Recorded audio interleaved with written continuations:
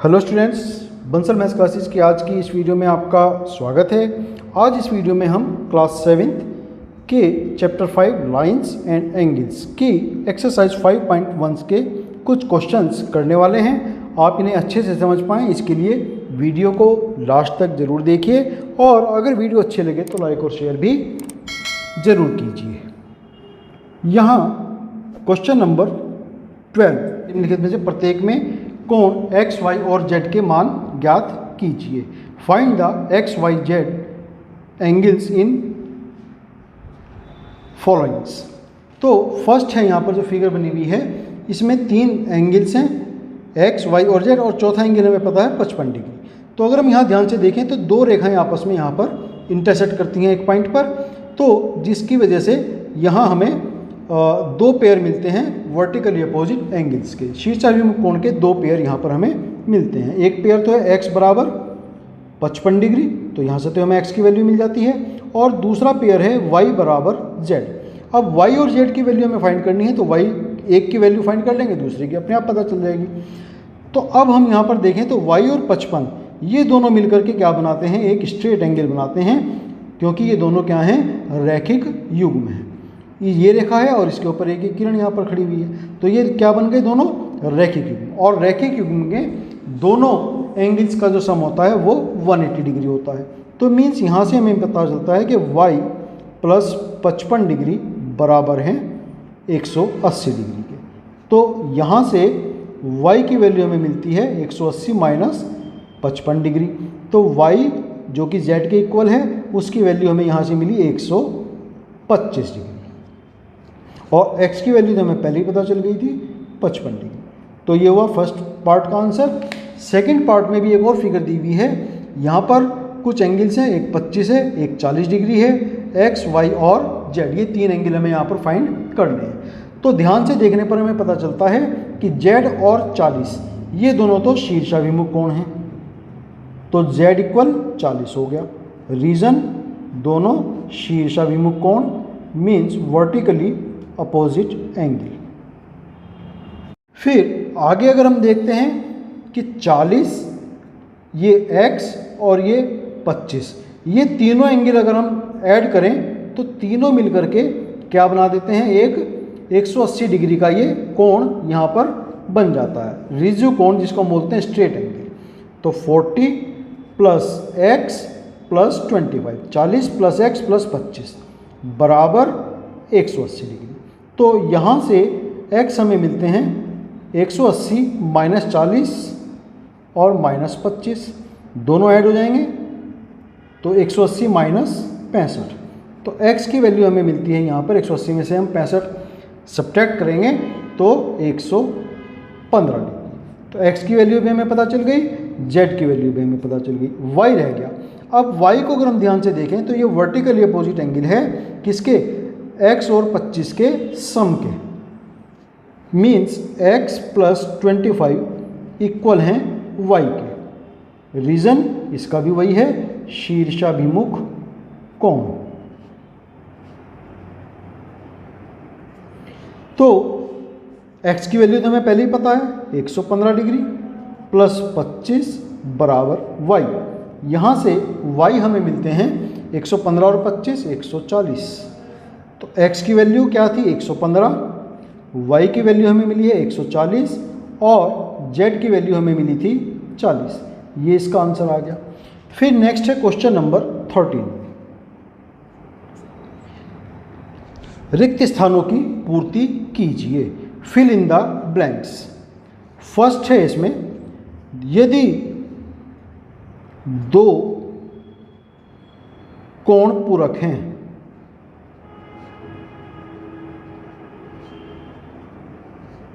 तो उनके मापों का योग है। तो if 2 angles are complementary then what is the sum of their measures. तो वो हमें पता है कि 2 पूरक कोण मीन्स 2 कॉम्प्लीमेंट्री एंगल्स कितने, उनको जोड़ने पर क्या मिलता है हमें 90 डिग्री। तो यहाँ पर हम लिख देंगे 90 डिग्री। फिर सेकंड है, इसमें सेम है, केवल पूरक की बजाय समपूरक आ गया। यदि दो कोण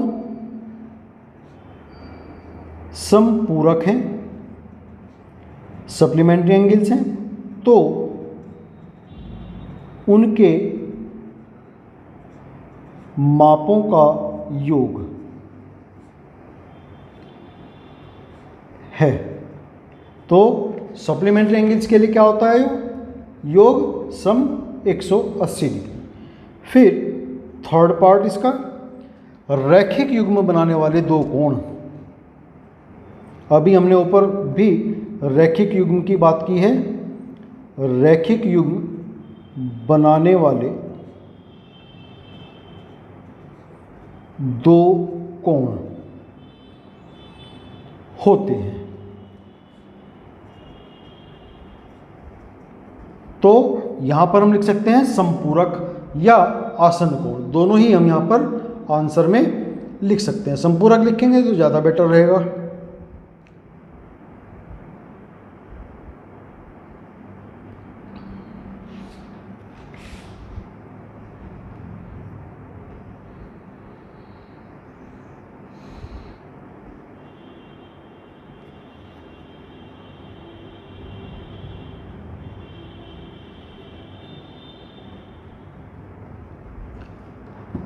तो रैखिक युग्म बनाने वाले दो कोण क्या होते हैं? समपूरक, सप्लीमेंट्री होते हैं, क्योंकि उनका योग कितना होता है? 180 डिग्री होता है। अभी हमने ऊपर भी इस प्रॉपर्टी का यूज़ किया था यहाँ पर कि y + 55 180 था।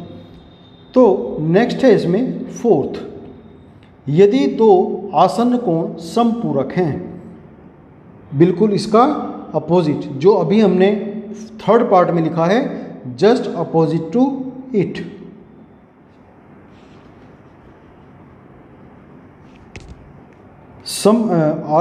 क्या है क्वेश्चन? यदि दो आसन्न कोण समपूरक हैं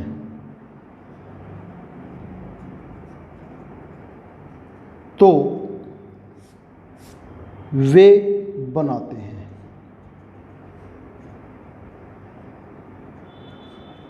क्या बनाएंगे? रैखिक युग्म।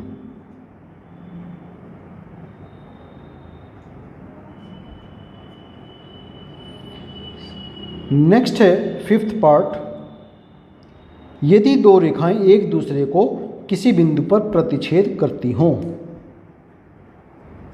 यदि दो रेखाएं किसी बिंदु पर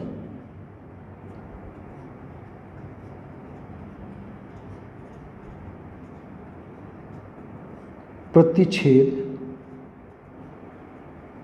करती हूं तो शीर्षाभिमुख कोण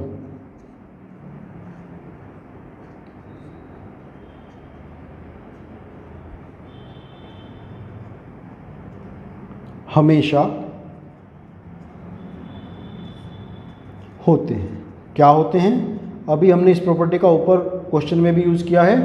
x और 55 दोनों शीर्षाभिमुख कोण होने के कारण से बराबर थे, तो इसलिए हम यहाँ पर लिखेंगे बराबर होते हैं।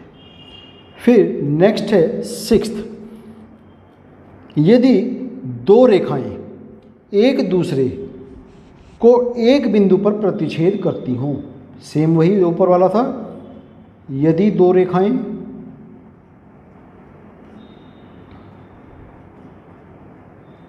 एक दूसरे को एक बिंदु पर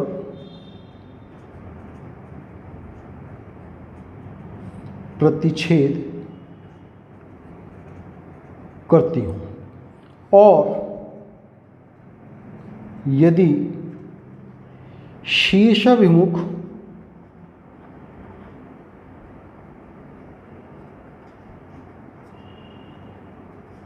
कोणों का एक युग्म न्यून कोण है,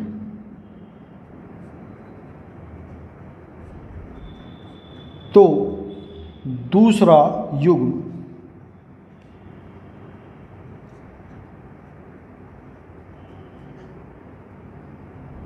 है।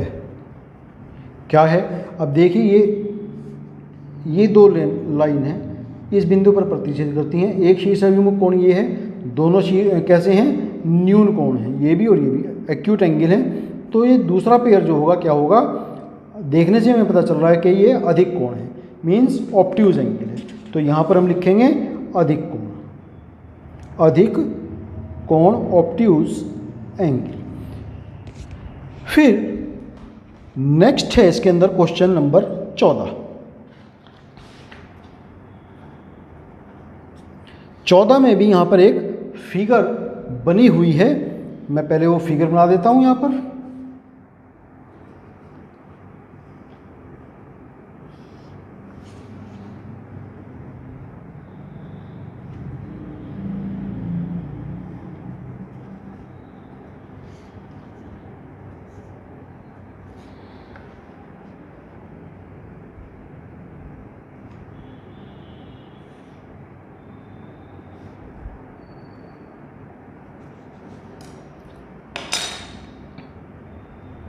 A B C D E और ये ओ, ये फिगर है। इस फिगर को देख करके हमें क्वेश्चंस के आंसर देने हैं। संलग्न आकृति में निम्नलिखित कोण युग्मों के नाम दीजिए।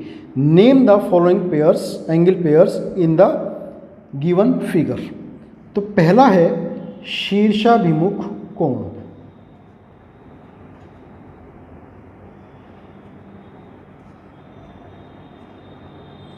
तो इसमें कौन कौन से शीर्षाभिमुख कोण बनते हैं? ये और ये। तो हम यहाँ पर लिख सकते हैं एंगल ए ओ बी और एंगल सी ओ डी। ये हुआ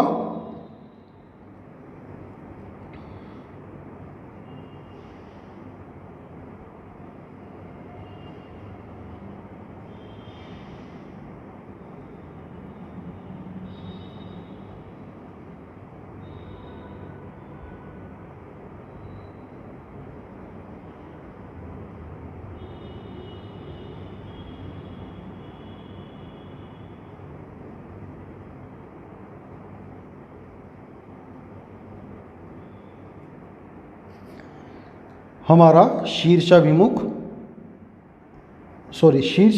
अधिक कोण की बात हुई है। यहाँ पर शीर्षाभिमुख अधिक कोण, तो शीर्षाभिमुख भी हो और अधिक कोण भी। अधिक कोण से मतलब 90 डिग्री से बड़ा एंगल। तो ऐसे एंगल्स यहाँ पर कौन कौन से हैं?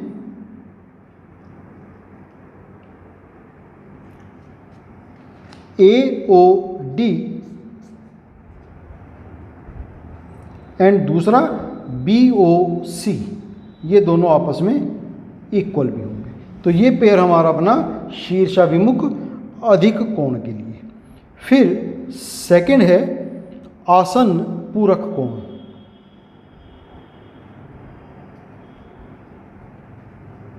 तो पूरक कोण का मतलब ऐसे दो एंगल जिनका योग 90 डिग्री हो, और आसन्न कोण का मतलब उनमें एक साइड कॉमन हो और उनका एक वर्टेक्स भी कॉमन हो। तो ऐसा यहाँ पर है AOB और EOA। EOA प्लस AOB, इनका योग हुआ 90 डिग्री। तो ये इसका आंसर आ गया। फिर थर्ड, समान समपूरक कोण।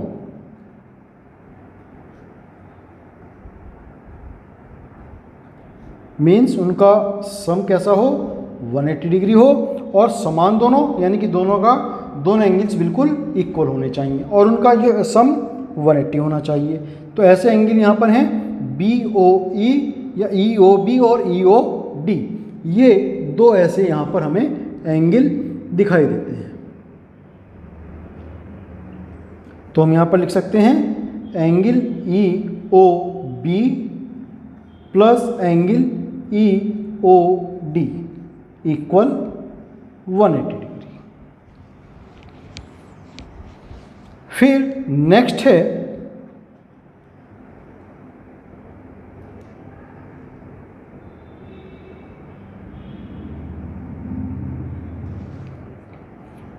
असमान समपूरक कोण।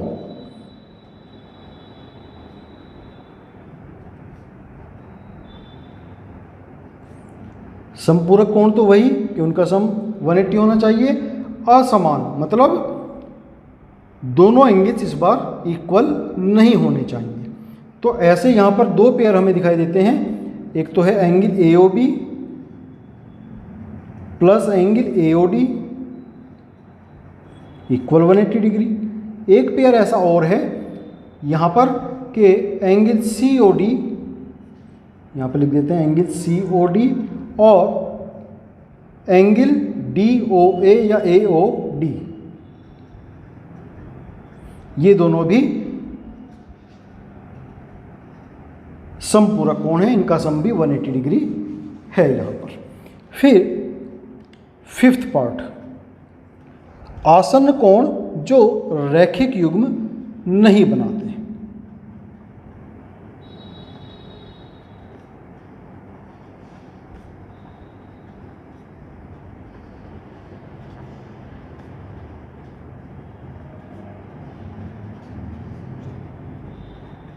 आसन्न तो हैं लेकिन रैखिक युग्म नहीं है। तो रैखिक युग्म नहीं है मतलब उनका सम 180 नहीं है। तो ऐसे दो कोण यहाँ पर एक तो यही है कि AOB और EOA, angle AOB plus angle EOA, क्योंकि इनका सम 90 डिग्री है, 180 नहीं है। और दूसरा हम लिख सकते हैं, ऐसे तो काफ़ी पेयर हैं कि EOA और EOD। फिर एक पेयर और भी हो सकता है कि EOD और COD या DOC, ये भी हमारा यही हो गया कि आसन्न कोण तो हैं लेकिन रैखिक युग्म नहीं है। तो ये हमारा क्वेश्चन नंबर यहाँ पर 14 फिनिश हुआ। इसी के साथ में एक्सरसाइज 5.1 हमारी यहाँ पर फिनिश होती है। आज की वीडियो के लिए इसमें हम इतना ही करेंगे। नेक्स्ट वीडियो में हम रेखा युग्म, लाइन पेयर, जिसमें हम इंटरसेक्टिंग लाइंस, ट्रांसवर्सल लाइंस आदि के बारे में चर्चा करेंगे और इनके बारे में जानकारी प्राप्त करेंगे। तब तक के लिए आपको शुभकामनाएं और आपका बहुत धन्यवाद।